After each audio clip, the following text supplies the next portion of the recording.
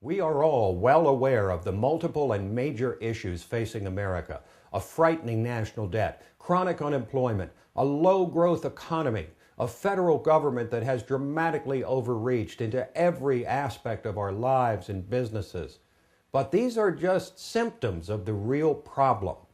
For as long as we can remember, in a pattern that has accelerated rapidly over the last decade, we've been weighed down by a system in which we elect representatives to go to Washington and fight for the interests of real people in the real world. But when they get there, they make the problem worse, whether it's bigger deficits, more federal power, and most of all, the abject refusal to make hard decisions.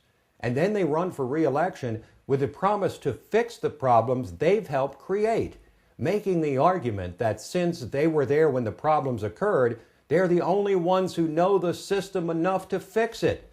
This is the cycle and the circular argument that we've been sold and that we keep wanting to buy.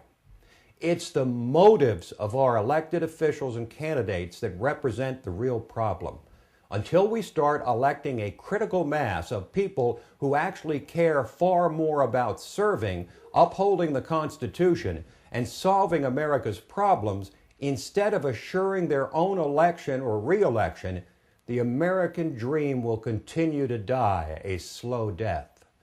America's founders clearly envisioned a Congress comprised of citizens who had first built lives and families and businesses and participated in the life of their communities, and then were willing to serve later in life for a limited time. The future of our liberty depends on our willingness to fulfill that vision. We must start electing people of intellect, skill, and accomplishment who actually are not eager to go to Washington, but are willing to do so to serve their country. People who want to do something, not be something. And there are such candidates. Now, of course, we know that most politicians say they only want to serve. But we must, above all else, develop a keen sense of discernment so we can distinguish the problem solvers from the power seekers. Whether it's this race for the U.S. Senate or for the White House or the House or statewide or local offices, I challenge you to consider the candidates through this prism. I'll start with my own candidacy. I've said I'm interested in service, not power. Do you believe me? And do you believe I possess the necessary intellect, skill, and accomplishment to most effectively represent you in the United States Senate? Only you can answer that question. I won't tell you what to think, but I do challenge you to think. Far too many times, I hear voters say they favor various candidates because they're the most electable or most well-known or have raised the most money, with little or no consideration of whether they're actually the best candidates.